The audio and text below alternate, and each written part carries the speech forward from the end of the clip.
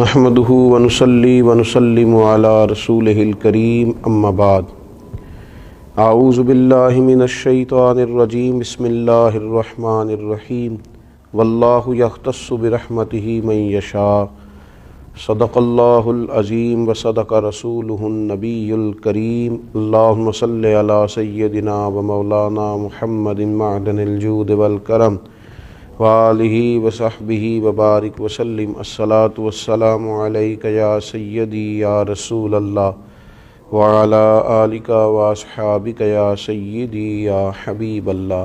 حمد و صلاۃ کے بعد اللہ تبارک و تعالی نے دنیا میں انسانوں کو اپنی رحمتوں سے اپنی حکمتوں کے ساتھ نوازا ہے۔ کچھ لوگوں کو مال زیادہ عطا فرمایا ہے، کچھ کو کم دیا ہے، کچھ کو علمی طور پر وسعت عطا فرمائی ہے اور کچھ کو اتنا زیادہ علم اپنی حکمت کے تقاضوں کے تحت عطا نہیں فرمایا۔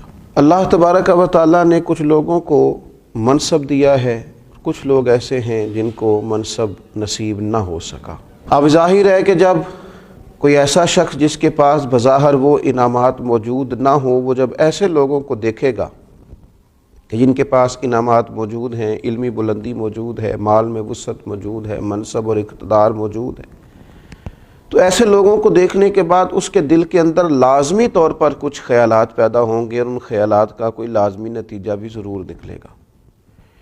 پھر یہ وہ چیزیں ہیں جو انسان کو روحانی طور پر بلند بھی کرتی ہیں اور کمزور بھی کرتی ہیں۔ اللہ تبارک و تعالیٰ نے اپنی حکمت کے ساتھ ایک قانون بیان کیا ہے، فرمایا واللہ یختص برحمتہ من یشاء، اللہ جسے چاہتا ہے اپنی رحمت سے خاص کر لیتا ہے۔ ایک مقام پہ فرمایا ذالک فضل اللہ یؤتیہ من یشاء، اللہ کا یہ فضل ہے اور اللہ جسے چاہتا ہے اپنا فضل عطا کرتا ہے۔ یہ جو اللہ تبارک و تعالیٰ کی تقسیم ہے یہ بڑی حکمتوں کے ساتھ ہے اور یہ انسان کے لیے بہت بہتر ہے، بہت عالی ہے، اور جس مقام پر اللہ تعالیٰ نے جس کو رکھا ہے وہ مقام اس کے لیے رب کریم کا پسند کیا ہوا ہے۔ کوشش ضرور کرنی چاہیے، محنت ضرور کرنی چاہیے، لیکن انسان کو کسی بھی مقام پر کسی مایوسی کا شکار نہیں ہونا چاہیے۔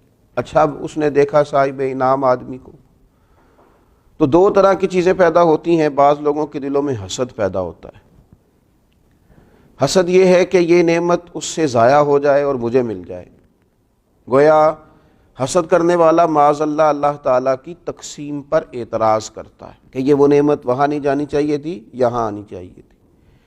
اور ایک ہوتا ہے غبطہ، یعنی رشک کرنا کہ مالک کیا بات ہے، تو نے وہاں عطا کیا ہے تو مجھے بھی عطا فرما، اللہ تو نے وہاں اگر فضل فرمایا ہے تو یہاں بھی کرم فرما، اے اللہ اگر تو نے وہاں علم کی بلندی عطا فرمائی ہے تو مالک مجھے بھی عطا فرما۔ تو یہ غبطہ ہے، غبطہ رشک کرنا۔